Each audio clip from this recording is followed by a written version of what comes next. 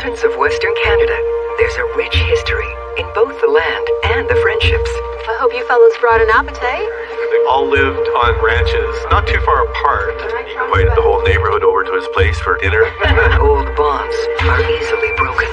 Gotta stay off of my property, George. I'll stay wherever I want. They did not like each other. All this stuff is mine. It's junk food. No, it isn't. Things got heated very quickly. Get out of the way, you jerk. Ron always took it that step too far. George Parent was also a short-tempered person. You're a weasel.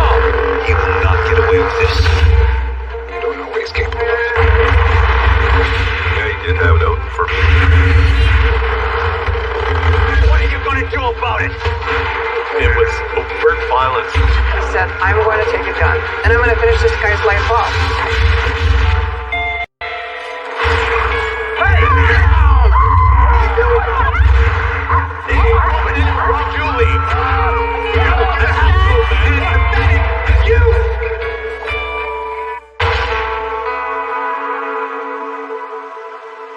Nestled deep in the Canadian wilderness, 2 Mile is a rugged ranching community situated, as the name suggests, 2 miles from the closest town. If you like the outdoors, this is a spectacular place to be, there's no question. The mountains are glorious. It's got wolves, moose, salmon, good hiking, good snowmobiling. It still has a kind of a frontier sort of a feel to it. It's mostly ranches surrounded by wilderness.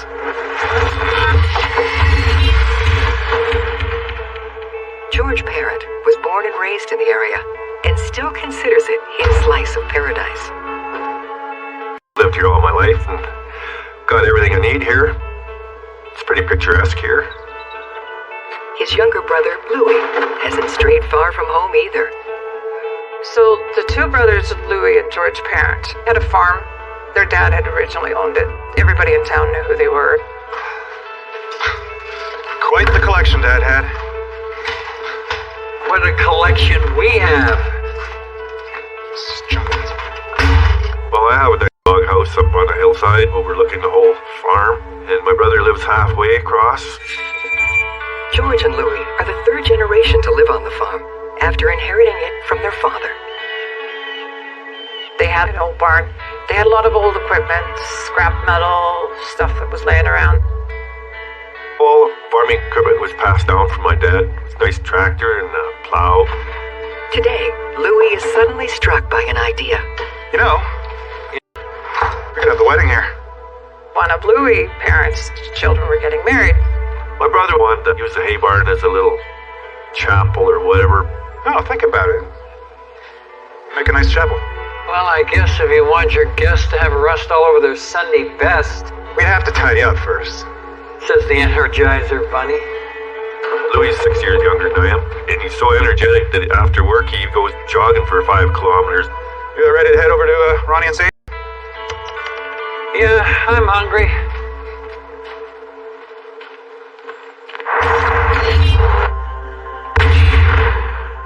Ron Fowler is one of the Parent brothers' closest neighbors on 6 Mile Road. They all lived on ranches, not too far apart. Ron Fowler was a competitive shooter, competitive pistol shooter.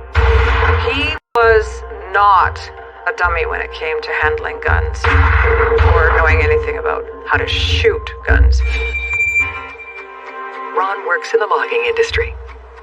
He and his wife Sage also run a popular bed and breakfast out of their home. Their place was called the Triple Creek Ranch. It was a spectacular place. Ron and Sage probably got together at least 20 years ago or more. George, Louis, and Ron have known each other for decades, and their relationships are complicated. Hey! Louis, who is George's brother, was a great friend with Ron. They liked sledding together, and they liked drinking Budweiser. But Ron and George have never really gotten along. I was a friend of George Parent and Ron Fowler, but the Parent brothers had totally different involvement with Ron. George Parent and Ron Fowler knew each other, but they did not like each other very much. Look at you, couple of commies carpooling. It looks like you finally know how to use that thing. I'm figuring it out. How you doing, Sage? I like your new sign. Business has been good. Pull on back, I'll let you in. Okay.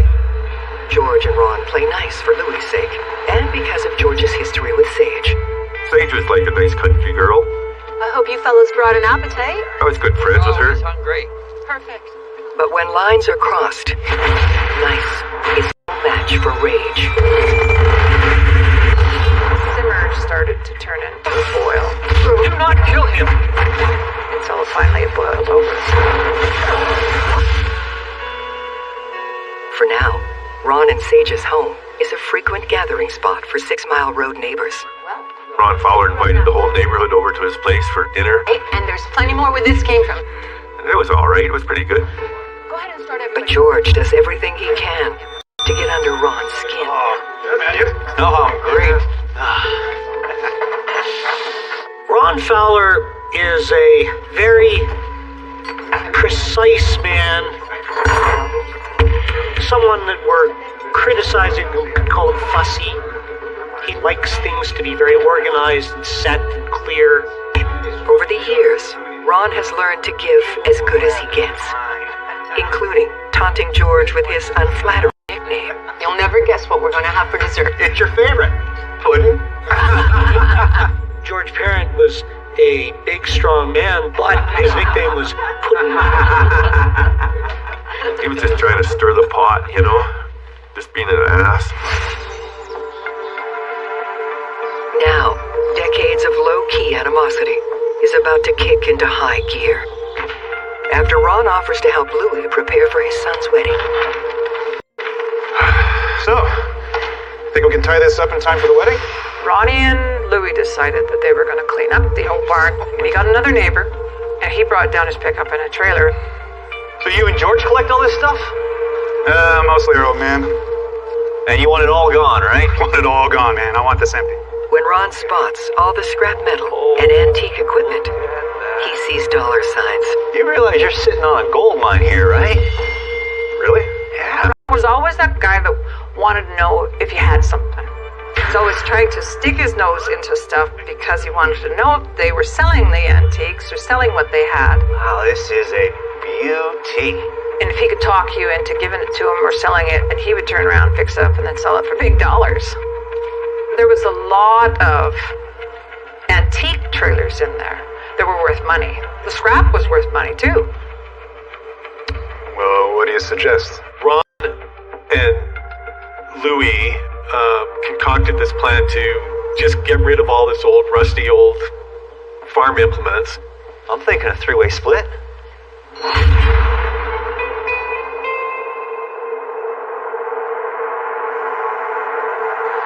A few days later, Louis and Ron are almost finished clearing out the barn. When they're stopped in their tracks, George had no idea what the men were up to, and when he finds out, he's not happy.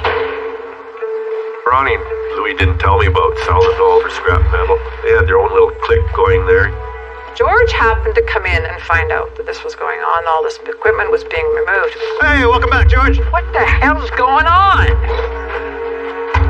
Cleared out the barn. What? Hey, George. Selling some of your old crap.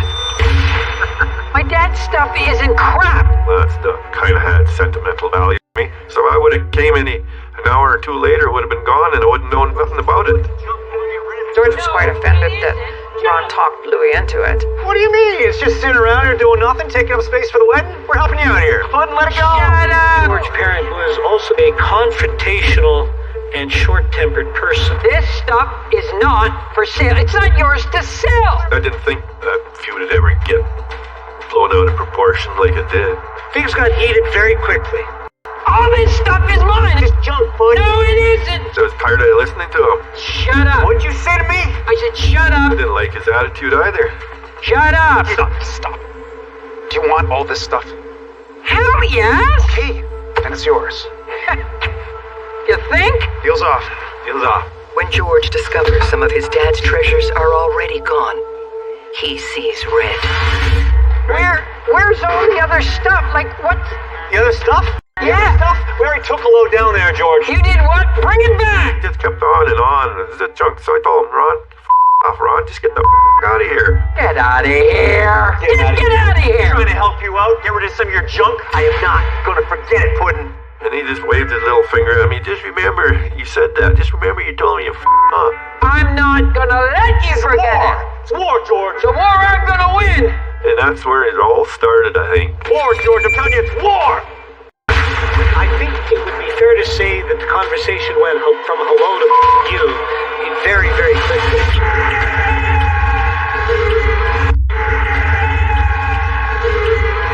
Get out! War.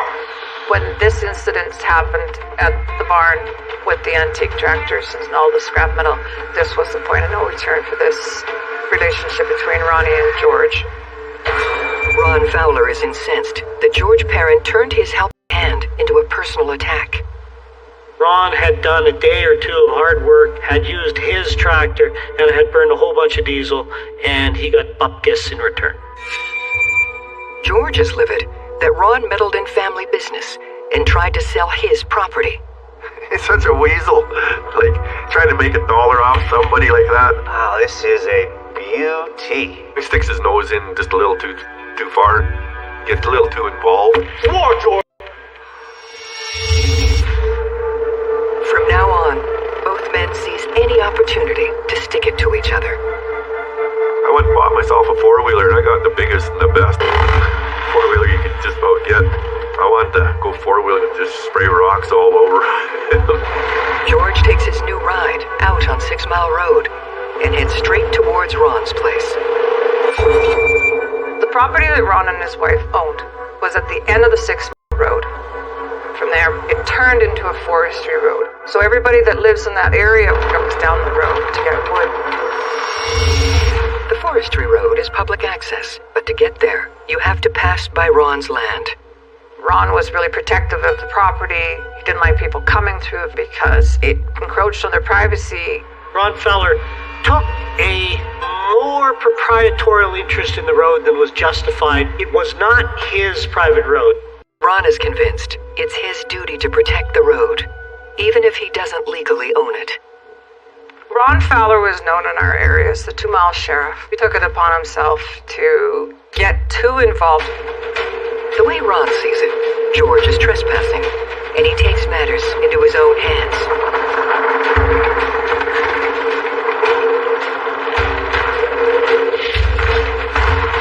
Ronnie put signs on the ends of that road. No trespassing, private property, whole bit. Yeah, he plastered them all over, but this isn't my rights driving through his property. You didn't give George trouble, he didn't give you trouble back. But if you pestered him, he would put you in your place. George races off to give Ron a piece of his mind. Instead of staying on the road, I'd drive on the lawn. Kind of tormented him. Ron Fowler said George Parent did donuts right where Mr. Fowler's driveway intersected the road. No, I never ever did donuts, but I did drive across his lawn. Ron? Ron, you better come see this.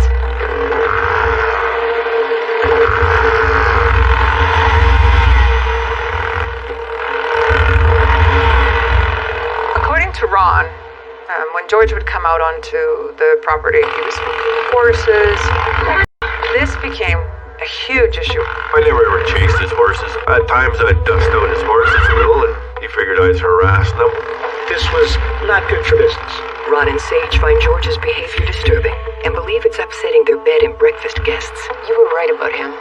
The situation got fraught enough that he felt the need to explain to his guests that watch out for that guy on the ATV. He's bad news. He will not get away with this.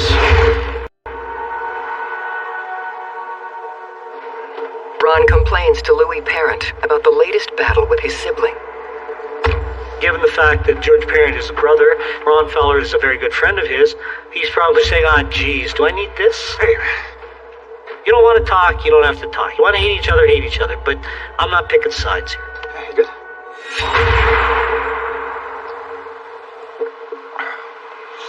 Hey, listen. Try to take it easy. Yeah. Louis begs his brother to tread more carefully. my brother said, watch out, he's liable to kill you or whatever. putting me in an awkward position. Okay, you're my brother, and he's a good friend of mine. No accounting for taste. You know, I would say that you don't know what he's capable of, but you do know. Louis reminds George that when it comes to protecting his interests, Ron isn't afraid of using firepower. So many years ago, Ron was involved with a shooting that involved a pickup truck and some kids on his property. Get off my property! Ron had actually come out with the gun, shot at a truck, hit the front quarter panel. Kids went home and told their parents and called the cops. So there were charges laid. He got his guns taken away for that, but he got them back after a while. Even though his record was cleared, Ron's dangerous reputation remains intact. He's armed to the hilt and a crack shot. Ron Fowler would have had, I am guessing, 15, maybe 20 firearms all told. So what? I'm armed to the hilt. I'm not sure how many guns I have, probably 10. 15 the most. Just don't poke the bear. Yeah. And there's other people too that told me that, but I thought they're just all joking and, nobody shoots people like that. George isn't intimidated and continues passing Ron's property to collect firewood. Mr. Fowler asserted George Parent would stop at the intersection of the driveway and the road and stare in a friendly manner up at the house.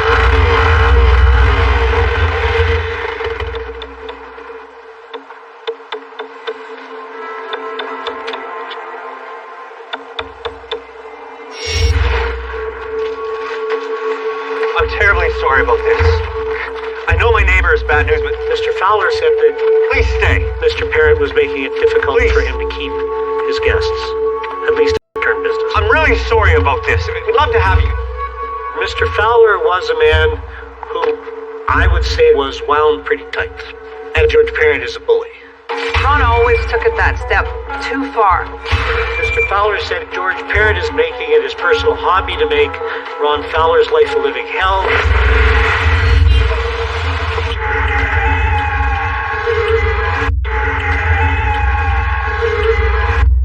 It's a fair point to say that George could have been poking the bear. How dare you scare my guests away? He got in my face there.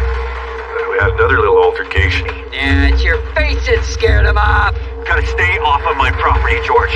This is between you and me. Think about what you're doing to Sage. Sage should never have married you anyway. Think about what you're doing to her livelihood. Ronnie! Get back inside! Don't even talk to me. Ronnie, don't give him the satisfaction of getting under your skin. I don't know if she egged her husband on or not.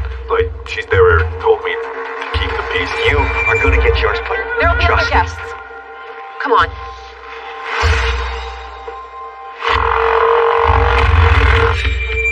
Ron is enraged that George is costing him business and peace of mind. You buy this beautiful property in the middle of nowhere and you figure, this is great, I'm going to have this to myself, and there's this constant stream of vehicles back and forth. I could see where anyone might eventually get a little bit of a twitch about that. George is fed up with Ron thinking he's the king of 6 Mile Road. He was quite authoritative and dictator. He was harassing the public. A lot of people I talked to tell me they had a bad encounter with him. When Ron gets a fortuitous call, it sends him on the ultimate power trip. Ron Fowler was approached by the Ministry of Forests and was prevailed upon to keep an eye on the road for people who were poaching timber. He sees it as the perfect opportunity for revenge. So a little while later, George went out to the bush. He needed some barn poles, so he cuts down some big cedars. But with big timber, you have to pay for permit. Ron saw him and called forestry. So what do I owe the honor? We've had reports that you're poaching cedar logs from public land. Ron accused George of stealing high-grade cedar. So they come out to George's and said, hey, you got some poles? He said, yeah. So is that a problem? You need a permit for that. I guess I better get one. George said, I'll pay you the permit. The permit was only $20, $30. Let it slide. But next time. Will do. When forestry officials declined to press charges, Ron vows to build a case against his neighbor. I went out there again and I got some pine rails. Then on the way back, he was waiting for me. George, crossing my land, huh? Get out of the way, you jerk! That's bad. Lynn's pointing up at me, even taking pictures of my load. He was trying to frame me, I suppose. Trying to get me any way he could. He's pretty crafty.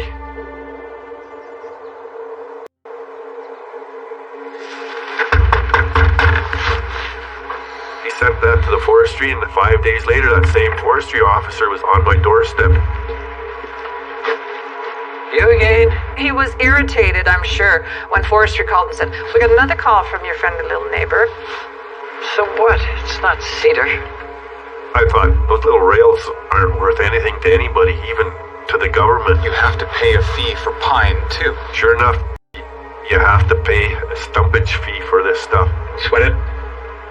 3 strikes and you're out. Roger that. The forestry official gave me a little warning, told me, next time come and get a permit for this stuff too. George is fuming that Ron reported him for 2 such minor infractions. Ron was really trying to catch George on any technicality with this. He always took it that step too far. But in Ron's eyes, George is a criminal who needs to be brought to justice. Mr. Fowler was a man who would stress. The guy has spent a lot of money and a lot of time and a lot of effort to get into the middle of freaking nowhere, and George Parent is in his face all the time. Both men reach their breaking point. If the scrap metal was the instigating moment, It's war, George! The war I'm gonna win! the most critical moment was the tobacco incident. I went out and got 2-3 trees for firewood. Mr. Fowler saw Mr. Parent driving his ATV back from the end of 6 Mile Road. Ron is convinced his neighbor is hauling bootleg firewood and goes after him. So he followed Mr. Parent. I was really worried about him running me over, so I was watching behind me all the time. There was backhoe up in the road, digging out the ditches. And the road's narrow, and Ron parked his truck on the other side. So now the road's completely blocked.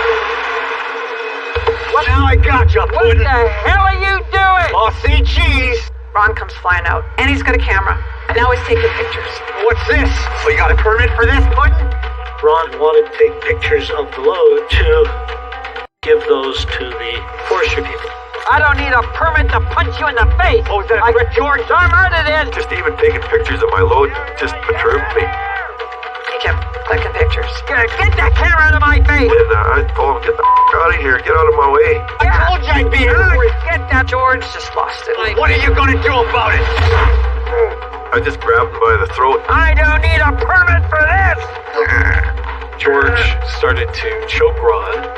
I wasn't squeezing too hard, but he just came along like a little trained pig. I just wanted to get him out of my way. You can see the frustration level being at an all-point high. Do not kill him.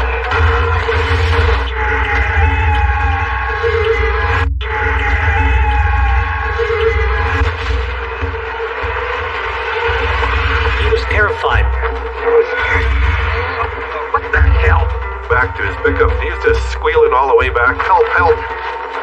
Then finally clued in. Geez, I better let go of his throat. Then I stuffed him in his pickup, and he shot right across from the driver's seat over to the passenger seat. But Ron's truck is still blocking the road. I just reached in and put his pickup into drive, and then I tapped the gas pedal, and his pickup shot off down the road. Leaped over into the driver's seat, and we got her under control. For Ron, this is next-level terror and humiliation. So he immediately went back home, called the police. Yeah, so I'm on my four-wheeler and I got a load of wood behind I didn't realize I could get charged with assault. I just wanted to get him out of my way. dragged me from the ATV. He threw me into the truck. My truck. Garcia and Pete, they had George give his statement, and they had Ron give his statement. There was a big discrepancies in the story, being told by two different men. But there are three witnesses to what happened there. There's a third-party witness, the backhoe operator, who knew both of them. George! You're going to kill him! The backhoe operator tells police George became violent after Ron cut him off and blocked his way. The police decided that there was really nothing that they could go on. You know, this was a feud between men. George feels vindicated. I was relieved. The cop said he was blocking the road on me, so he instigated what happened. Ron is furious. He won't see justice for this traumatic event. It was overt violence on the part of George. This really made Ron fear for his life. It was, in Mr. Fowler's view, a pattern of escalating harassment. After this, Ron Fowler installed cameras in his property. Because they lived out at the end of the road, Ron was scared of, being out there unprotected. We had about 6 cameras. It was a pretty good surveillance system we had. I hope you can hear me, Sheriff 2 Mile. You're a weasel! The surveillance cameras didn't bother me at all. I don't know what was going through Ronnie's mind, if he thought I was going to kill him or not, but I had no intentions of hurting him, really. No, it really got in my face again.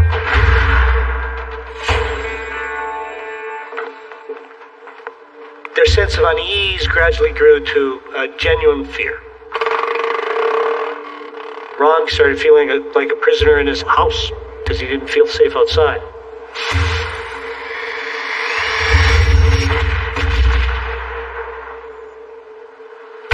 Ron's anxiety sees him employ extreme protective measures.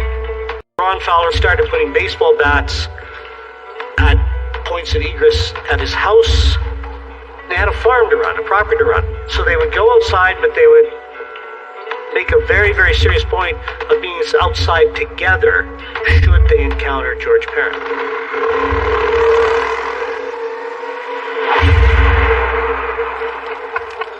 How long did it take to figure it out? Despite the animosity, Ron and Sage can't pass up a community gathering. And as a consequence of his escalating fear, Ron Fowler did a regrettable thing.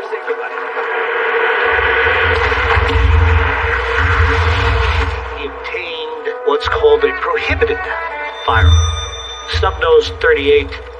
Ron isn't shy about showing off his new toy, especially to George. He was always packing that gun. And that is, in Canada, illegal. Period. Full stop. So at this point, Ron is committing a serious criminal offense. George is no snitch, so he doesn't call police. I wasn't too scared, but I didn't know what was going through his mind. Days later, it was a nice sunny day, and I have to drive on Ron's lawn again.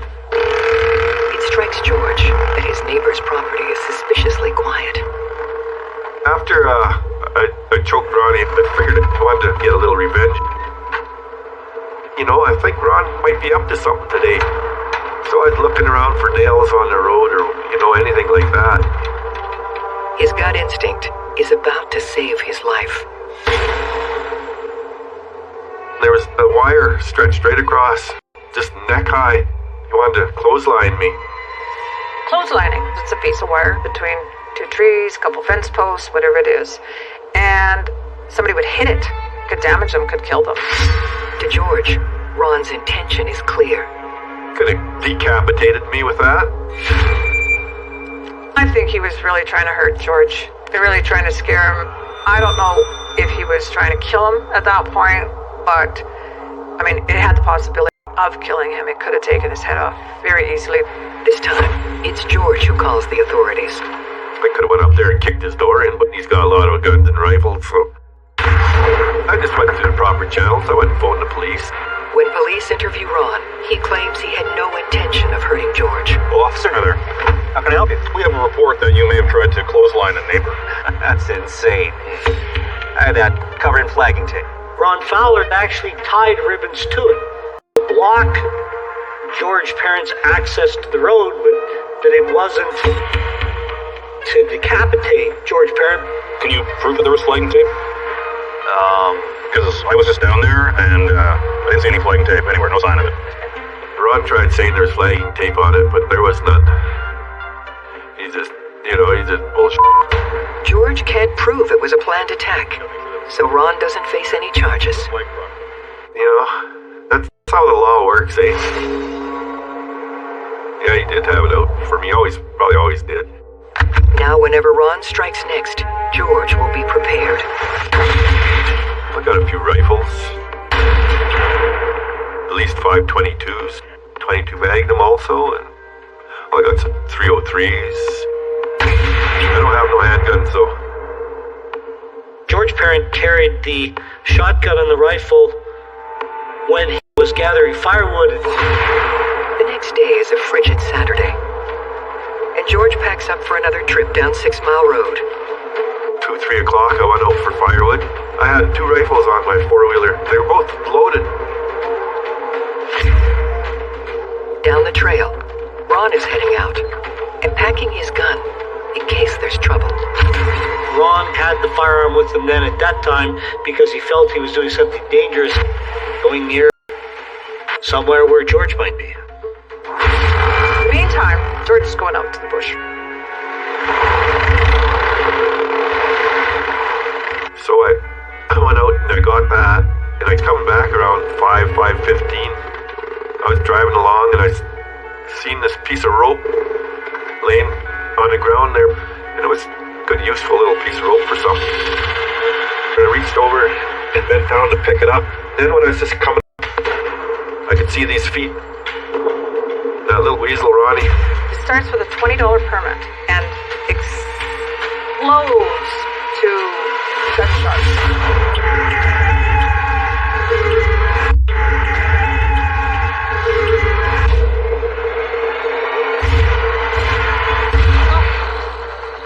George stopped his ATV and Ron ambushed him. He shot me and didn't on me.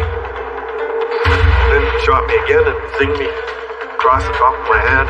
No! Third shot hit me right in the elbow. I hit a bone in that. And I just looked at him and I said, "You that." And then George basically came to his senses and got the heck out of there as fast as he could. As a testament to what a big, strong, tough guy he is, the bullet blew up in his elbow. He was able to drive his ATV to his place. But I made her home, and I took my guns off my four-wheeler, and I hid them in my deep freeze, because I figured the cops would be coming.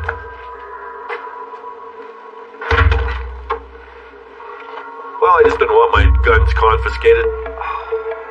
That's when George realizes where the first bullet struck him. He shot me right in on my heart.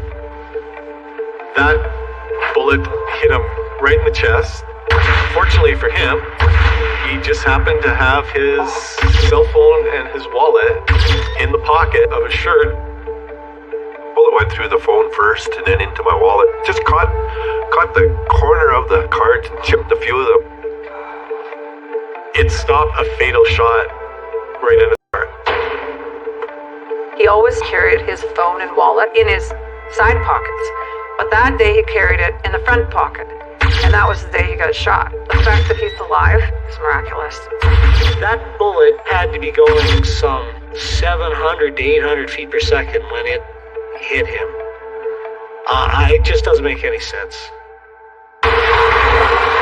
George drives himself to the hospital in town and calls police from there.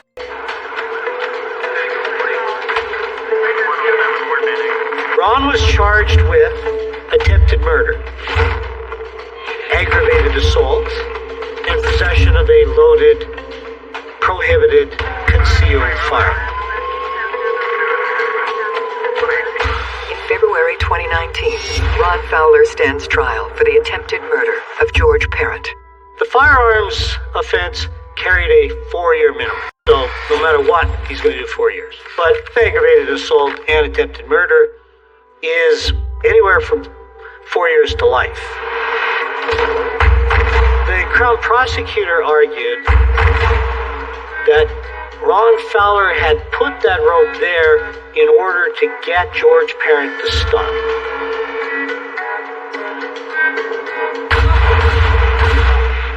I'm sure Ron planned it. Why else would he be lurking around on his property with a loaded handgun? Hey, trying to ambush somebody. When Ron takes the stand, he pleads self-defense. So according to Ron's version of the story, he was just down there minding his own business, looking for something that he had lost, and George snuck up on him and pointed a rifle at him. George Parent was saying, "I've got you now, you little bastard." And at that point, it was in fact sensible for Ron Fowler to shoot him in self-defense. Ron's version of events is a tough sell at trial. And when Louis Parent testifies, it completely falls apart. Louis testified that later on in the evening after the shooting, he talked to Ron. I told you he'd lose. They always do. What are you doing right now? I'm watching the game. So they talked about the hockey game. They talked about everything else but shooting George. No. Louis said that he found out later on that from somebody else entirely that Ron had shot his brother George. Ron Fowler panicked because he realized if it was self-defense, he's got a concealed illegal firearm. So he took the firearm and he buried it in the woods. The police searched the area extensively and they never found anything, but to a jury, not calling the police after you've just shot somebody, getting rid of the weapon, it just doesn't look very good. So ultimately the jury found Ron guilty of attempted murder. I think they would, but I was really glad when they found him guilty. Following sentencing, Ron is released on bail. Louis Parent severs ties with him. He just sliced him right off, like no mess with family. He still loved me somehow. A fatal accident turns this story on its head. Ron Fowler got hit by a semi. No one was charged, misadventure, homicide, or suicide. I don't think anyone has any idea what happened. Sage sells the bed and breakfast and leaves the area for good. Her life got shattered. She thought that she would be with this guy and, and grow old together, and they would, farm, and they would have their horses and their bed and breakfast that they ran out there. The extent of that, when you have to think about it, right in the heart. George and Louis still live on the land their father left them on 6 Mile Road. I can't straighten my one arm out because it's crooked from getting shot. Here's my phone all mushroomed out. Here's my wallet. Here's a bullet. It's just house luck. I'm around still. I should be dead if it wasn't for my wallet and my phone. To this day, the barn is still standing, with its remaining treasures tucked inside.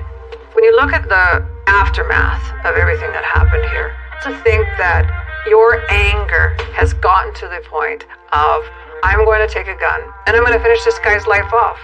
It's sad. It's really sad.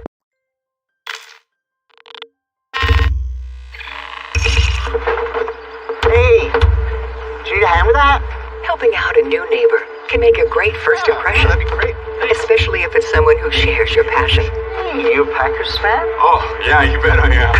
But when personalities clash, Listen here, you little brat. a neighborly spat becomes a deadly battle for survival. He wouldn't turn his music down. He'd complain, he'd turn it up. They were two totally different people. away from my kids. I think they both just hated each other. He harasses me one more time, he's a dead man. He would say repeatedly, he's a dead man. He's a dead man. I'm gonna kill that guy. He's a dead man. Once you say something like that, you really can't take it back. 3305 shots fired.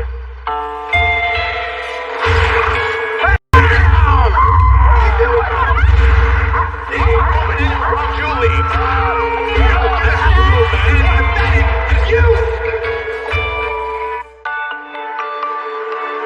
Portage, Wisconsin has a lot of history and a lot of heart. It's a small but very historical city. It was a railway town, too, way back when. It's a nice place to raise a family, a nice place to live. I think it's, people who live here genuinely like it, and for good reason. The Portage Court Apartments is more than just housing. It's a community. It's just a regular apartment complex where working class people lived. Okay, come on, kids. Let's get those groceries. As a family, we're pretty settled here, quiet, and we just like the atmosphere. We get along well with our neighbors and, try to help each other.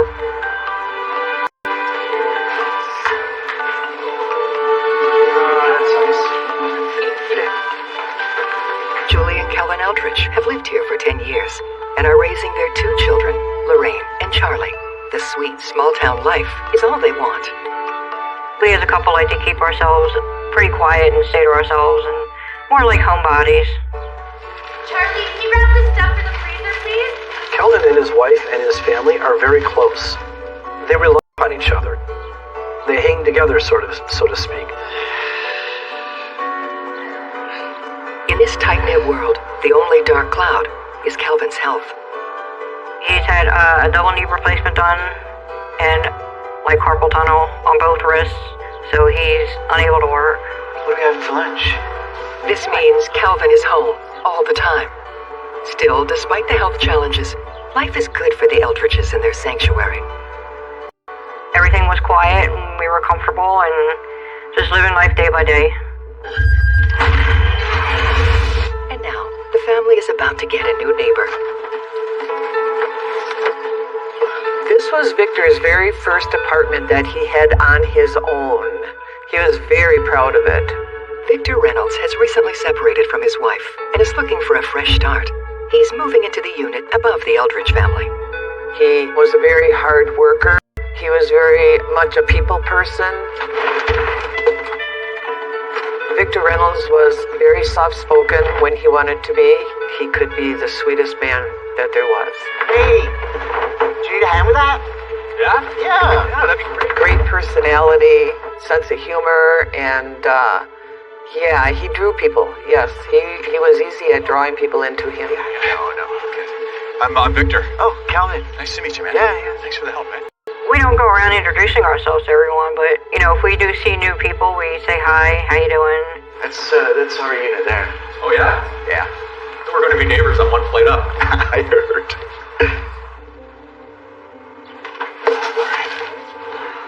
Okay, right here. Victor is a collector of rare antiques. Oh, man, be careful with that, okay? It was my grandmother's. He probably had 25 clocks. They would go to garage sales and estate sales. The more unique, the better. He had some beautiful clocks, absolutely beautiful. But clocks aren't Victor's only passion. Hey, you a Packers fan? Oh, yeah, you bet I am. Ideally, we'd just like to have a friendly neighborhood experience and that we know our neighbors and get to know them and, if not, be friends, be casual acquaintances. But even with the best of intentions, you don't always get what you want. No light! The gun went on in the hallway? Get it back! Charlie, get back here! Charlie, stop! Charlie, you ate all of it? Come back here! When there's issues involving someone's kids, at the best of times, difficult to deal with. Hey, those kids, they're a handful. Well, most kids are. Yeah, I suppose. In this apartment building, There's no escaping your neighbor's every move.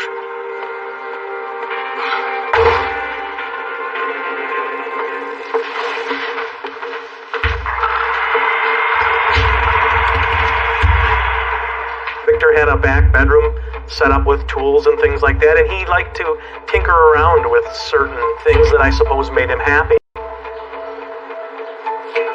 He loved building with his hands. Many of his homes has been in magazines. He could build a car. He built an addition on our home. So he was very jack of all trades. What is he doing up there?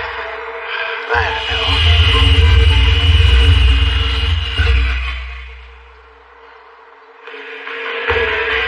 Victor liked loud music. He liked headbanging music. Living directly above us, we could hear it and everything. It was definitely loud enough to disturb us. I don't think he realizes how thin the walls and floor are. Sure. Some thinner walls. Go talk to him. It's a place that you're going to be aware of your neighbors.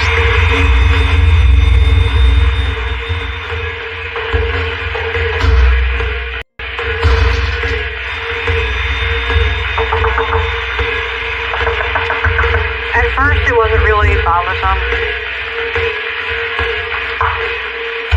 Oh, yeah, hey, Cal, what's up, man? My husband joked with him about, hey, keep the noise down. This is a really quiet building. The walls are kind of thin. I'm just building something. But, I mean, it won't be like that all the time. Yeah. It's the music mostly. It's just a bit loud. Can you turn it down a bit? Listen, Calvin, buddy, I just divorced my wife. The last thing I need is, another one telling me what to do. You know what I mean? He just really wanted to enjoy his freedom. We all have to live here, right? All right, yeah, I'll turn it down. Okay. See ya. We all have an expectation of freedoms, what we want out of our downtime or our alone time. And Victor has expectations of his own. If he has to observe the rules, then so does everyone else. Hey, kid, you should pick up that trash. Victor Reynolds will yell down to Calvin's son, you gotta pick that up like it's his responsibility to pick up any candy wrappers that are on the ground. I mean, who did Victor Reynolds think he is? Why? It's not mine. Hey, get back here. Leave me alone. It's a big deal. My son did tell me that, he asked him what his problem was. You listen here, you little brat. Hey, what's going on? Well, tell your kid to pick up after himself and stop acting like such a brat. Don't talk to my son that way. I could see Kelvin coming out and seeing what the conversation was about, and then Victor and Kelvin getting into it. Well, he needs discipline. Or maybe a smack. Hey, well, we all have to live here, right? But the Eldridge family's contention that Victor was verbally abusive to Charlie is only one side of the story. Victor would never confront or yell at a child, a kid, a young adult. That's just not him. He may have said, why don't you pick that up? I told my son, I said, just don't engage with him anymore. Just don't say anything back. Just keep going. Victor is not going to let this go.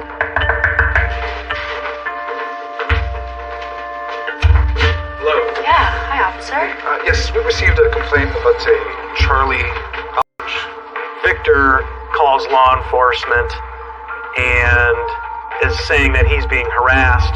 Apparently he's been harassing the upstairs neighbor. Police were called over the candy wrapper being thrown on the ground. My kid's just playing around. That guy started yelling at him. Now we're at a he said thing. It's impossible for police to know for sure what happened. Yeah, well, I'm sorry you had to come all the way out here for nothing. Well, your neighbor certainly didn't think it was nothing. Look, you guys obviously need to sort this out. I don't know what we can sort out. Come on, he was just being a kid.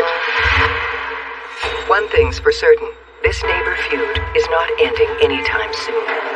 It absolutely spiraled out of control. No one ever knew it would get so bad.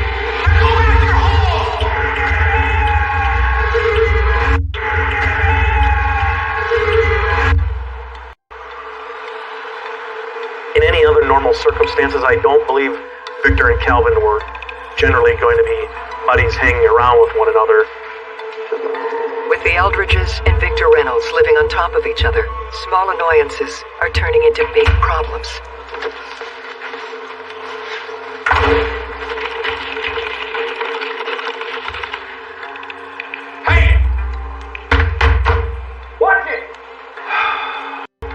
Well, I think in probably most apartment complexes, any door slamming is going to create some level of noise and some type of wall shake. Watch it! What is this guy's problem? It had gotten to the point where trying to communicate with one another wasn't working. Like all communities, the Portage Court complex has its routines. Every morning the building empties out as people head to work. Calvin, with his bad knees and other ailments, is housebound. Calvin Eldridge, he was on disability at the time, so spending a lot of time at home in that apartment in close proximity to Victor Reynolds. Victor also spends a lot of time at home taking care of his prize clock collection. So these neighbors are never allowed to forget who's upstairs and who's downstairs.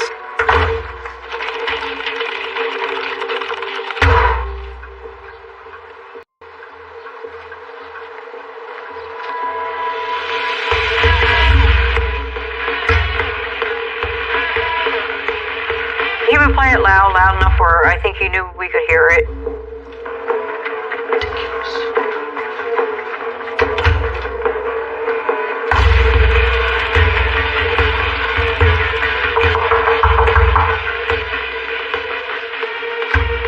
Please, your mind. My what? To turn music down.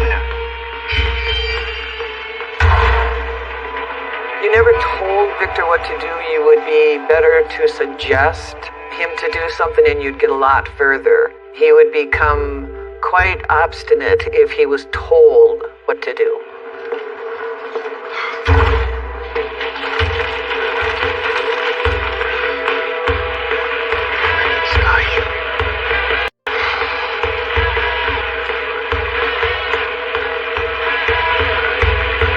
He wouldn't turn his music down. You'd complain, he'd turn it up. During the day, you should be able to do what you want to a point. Nuts. Okay. Calvin would bang on the ceiling.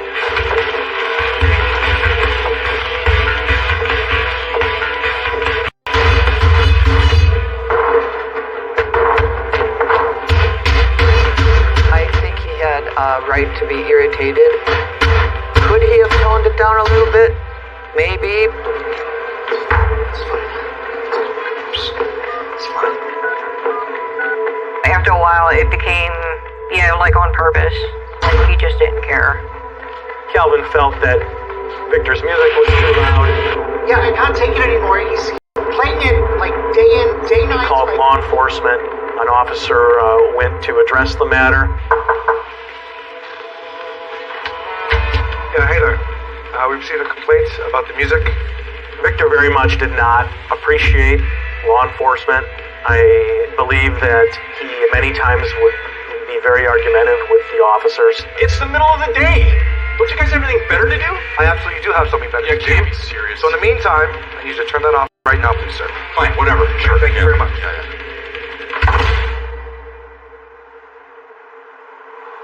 Peace and quiet are restored, but the damage is already done. Imagine not being able to relax in your own home. If it's not the music, there's always something else. None of Victor's clocks were quiet. They all chimed.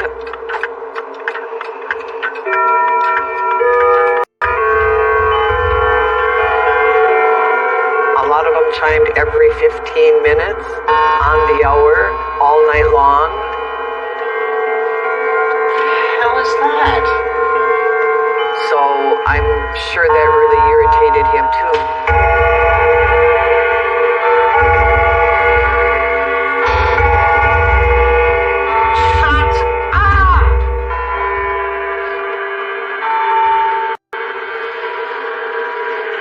They're very different people living in close proximity. Calvin and Julie just want a quiet place to raise their kids. You pay rent, you should be entitled to your privacy, and respectable, quiet time. Victor just wants to live his life, too. The two seem very determined to be at odds with one another. It doesn't help that Victor is a very social guy. He would have people in and out quite frequently. It was just more noise. Come on! Yes! Go down! Touchdown, baby! Yes! Woo! All right!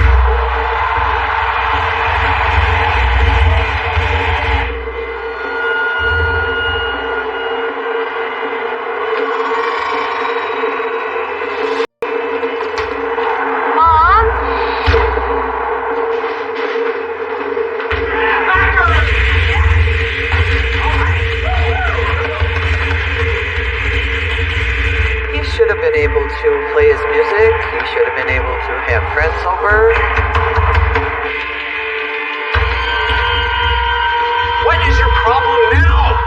God, you live off your wife like some impotent sack of jelly.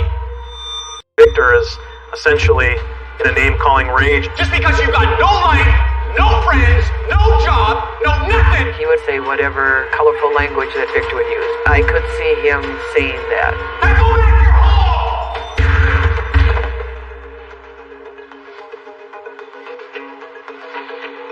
Dad?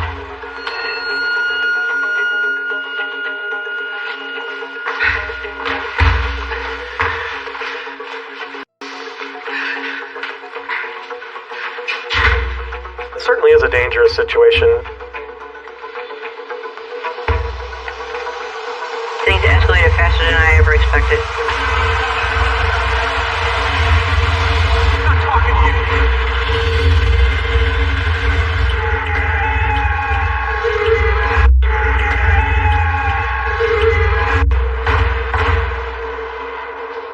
We couldn't relax at home. It was horrible. We were basically living in hell at this point.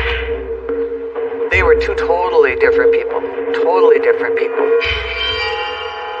They only had a few inches of floor between them. Nobody should have to put up with this situation. The noise from Victor Reynolds' apartment is incessant. Calvin and Julie Eldridge take steps to end it once for all. Victor's behavior was very unpredictable and scary. I would not feel comfortable confronting him about anything.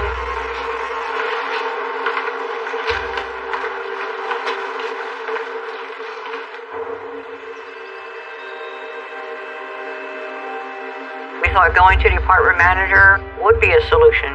Are you serious? Have you heard anybody else in the building complain? No! Just that jerk downstairs! I don't play my music when it's dark. I don't make any noise after hours. I haven't done anything wrong. What, and I'm just supposed Victor was a man with a very thin filter, if any. But I'm just supposed to listen to whatever that jerk says? He was obnoxious. He was shouting obscenities to her. Well, you can tell him to shut it if he harasses me one more time. He's a dead man. And you can tell him I said that. He would say repeatedly, he's a dead man. He's a dead man. I'm gonna f***ing kill that guy. He's a dead man. I just don't know how he could say such things, and when I heard about these death threats against my husband, I was really upset by it, because once you say something like that, you really can't take it back. I cannot believe, knowing Victor as long as I have, that he would actually call somebody up and say, I'm going to kill him. That's not Victor. Beat the F out of him, maybe. Hey! Hey! The next time you got a problem with me, you take it up with me face to face. Yeah, get the hell out of here. You got no life. What the hell's the matter with you anyways? The friction between neighbors just gets worse and worse. Yeah.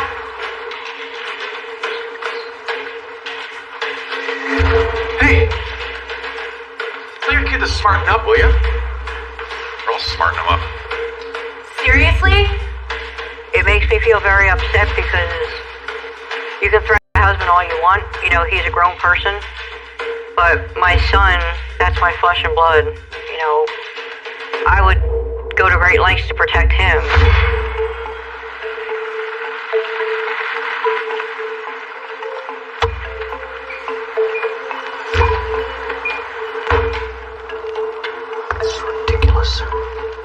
strikes a chord in me. It's just very hard to hear. You shouldn't have to live like this. Feeling pushed into a corner, Calvin takes steps to defend his family. Calvin had a permit for his gun, but I was more afraid of the violence that comes with it. I think I would have felt safer if he didn't have it. There's the worry of, well, how is Victor Reynolds going to respond to him carrying a gun and them being in proximity? Is he going to try to do something first?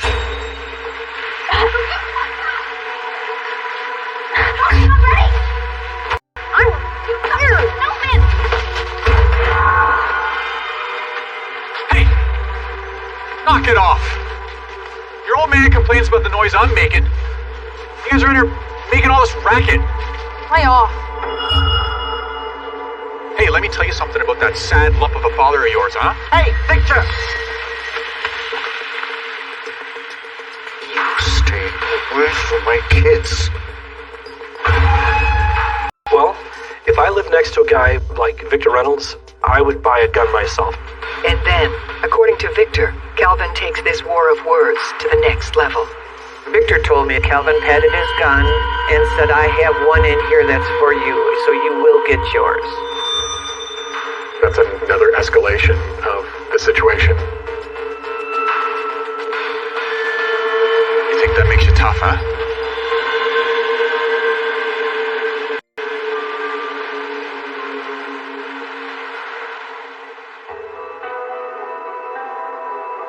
All of a sudden, Calvin Eldridge came across as a very nasty, macho, mean person.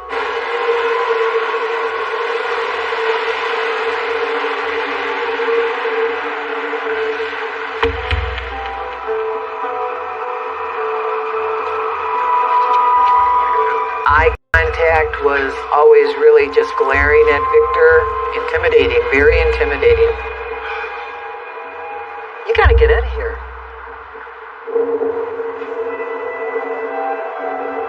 The usual daily irritations continue, until one day when the situation escalates to a whole new level. These veggies are gross. When was the last time you cleaned out the fridge? I don't know. And you've got nothing in the cupboards to eat. Okay, so I'm gonna order out. What do you feel like eating? He did take his gun and shoot it into Victor's floor. He barely shot a hole through a floor. What the hell was that? If Victor would have been standing at the wrong place at the wrong time, he would have gotten him then. Oh, that's it!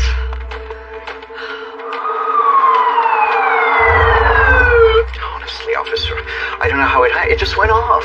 From what Calvin told me, it went off unexpectedly.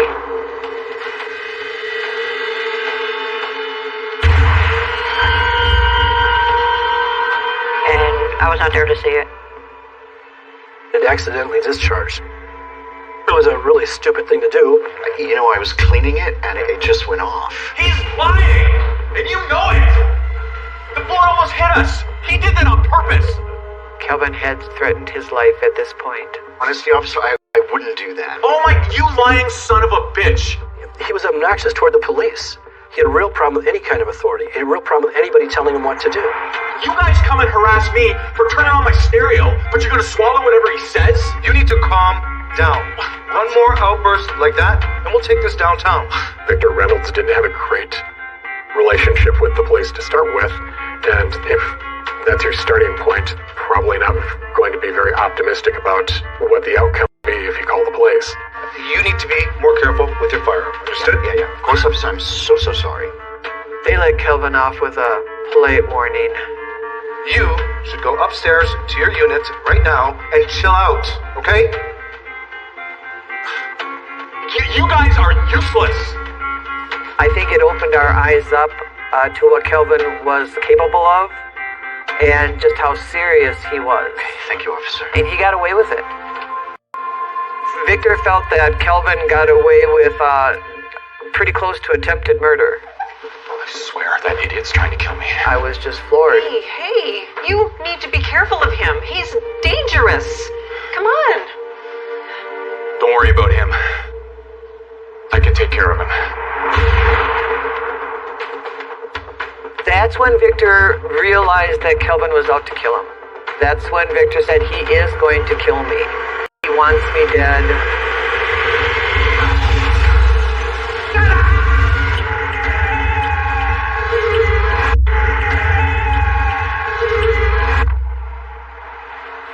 Sometimes it just seemed like it would never end, like on and on and on. I did not feel comfortable at all. I would think that you would be living in semi-fear, just the not knowing of going to set him off. He was pushing Victor's buttons. He knew that.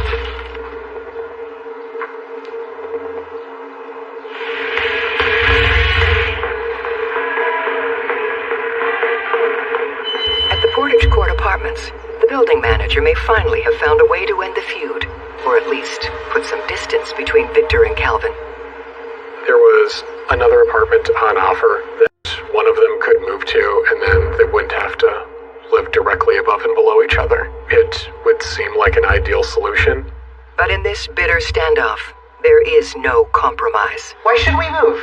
We've been here for years. Calvin evidently did not take the offer in part because he said that he'd been there longer. Do you know, that would be such a hassle with her children, all their things are here. It's hard to pack up a whole family. No, we're not doing it. Why the hell should I move? Because of that idiot! He was offered the opportunity to move across the complex to a larger apartment, a nicer apartment. Victor turned that down flat. Give me a break! There is intense animosity between these two guys, and you're essentially asking one of them to concede and move, while the other would get to stay and probably feel like the winner of the situation. And they both absolutely refused to move. Neither of them, Calvin or Victor, would budge. Instead, they remain seething in anger, separated by only a few inches of flooring. I think they were each waiting for the other to cross the line and trying to provoke the other one to do something stupid. And that was going to be like, I'm the winner in this. I'm going to win.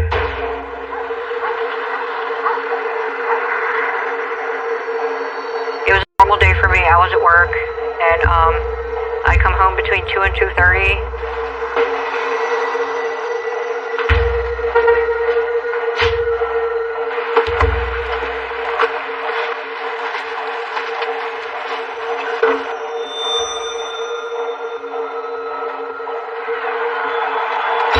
For Victor, it's game day.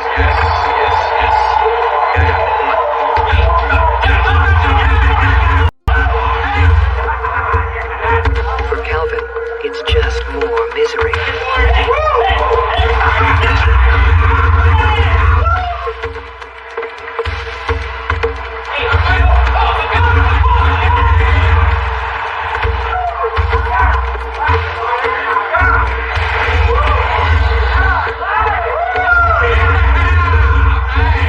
And the downstairs neighbor is reaching his breaking point.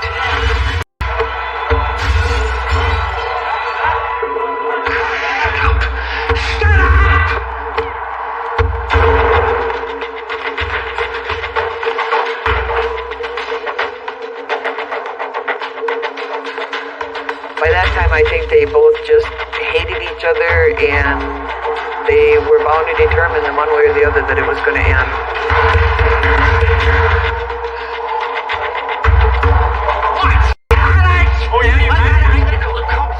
Calvin lips off back. Call the cops, are you? Yeah, go ahead and call the cops. Victor was far more aggressive. He was far more boisterous and loud.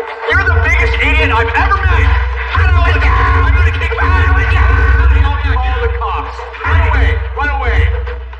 Even after Calvin had asked Victor to turn it down, what did Victor do? He turned the music up. He made it louder and louder and louder. Do it! Yeah! How do you like that, Calvin doesn't have time to stew over this argument. I had asked my husband to go pick up my son. Before he leaves, Calvin takes his gun and a spare magazine. He had a state of Wisconsin carry and conceal license, which allowed him to carry the firearm. I told my husband, I said, just keep going and just go do what you gotta do. Reported by Victor that the door was slammed.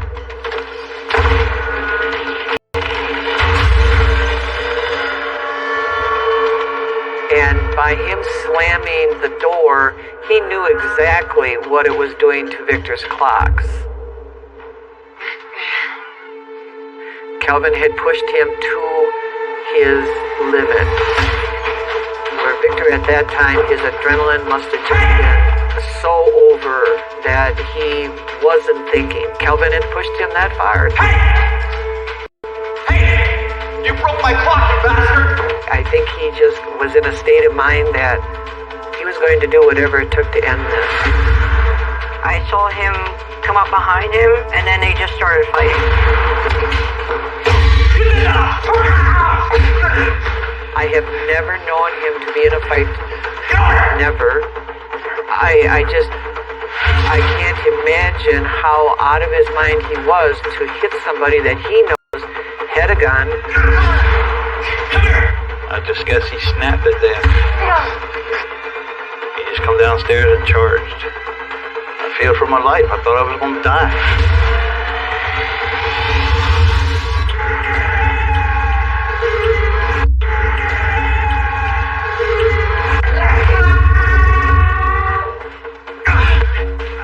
He was strong. He just threw me around like I was a little rag doll. I just couldn't get away from him. I was scared. I didn't know what was going on. What was happening? And he just kept coming and coming. They're up against another one of the tenants' doors. She's on with 911. Columbia County 911. Hey! We need this unit to service. Any available Cornish units, I have a DC in progress at 2842 Village Road. I didn't know what to do. I just kept shouting for them to stop, just let them go. Victor, stop it!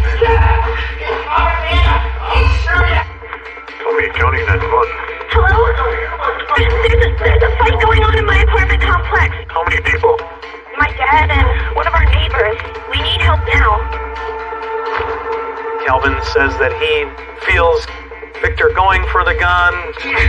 He grabbed my extra clip out of my holster, and he was hitting me in the head and cutting my head open.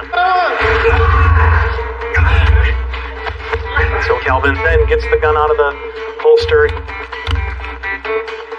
I hit him in the head a couple times with the gun, and it didn't stop it. It looked like it didn't even faze him. Like it never hurt him or anything. It was like, well, like a madman. Victor doesn't let go. Still choking me, and then that's when I heard the pop. Stop me! Victor has been hit in the leg. Stop me! I heard the gun go off, but it didn't really click that it actually happened. I knew something had happened, but I was just more afraid of losing my husband. I think it just went off in the hallway. The gun went off in the hallway? Yeah. 3305, shots fired. 3305, shots fired. He knows that he pulled the trigger on his gun. He sees that Victor is bleeding. Victor's yelling at him still.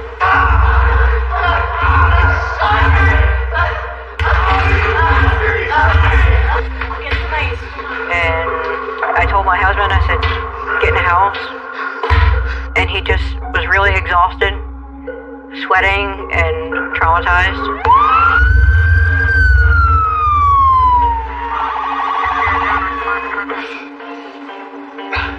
He shot me, man! He shot me! Victor was vocal and yelling and swearing. He was lying against the wall on the floor in the hallway. He was clearly bleeding. There's blood on the floor, blood on him. The police came into Calvin's apartment and found Calvin laying on the floor with the gun next to him. He was put up no struggle at all. Last time I remember is the police was on me, putting handcuffs on me. Calvin was then officially taken into custody for charges of recklessly endangering safety and taken to the Columbia County Jail. Victor is rushed into surgery. What looks like a minor leg wound turns out to be much more serious as the bullet hit an artery. Victor Reynolds dies hours later.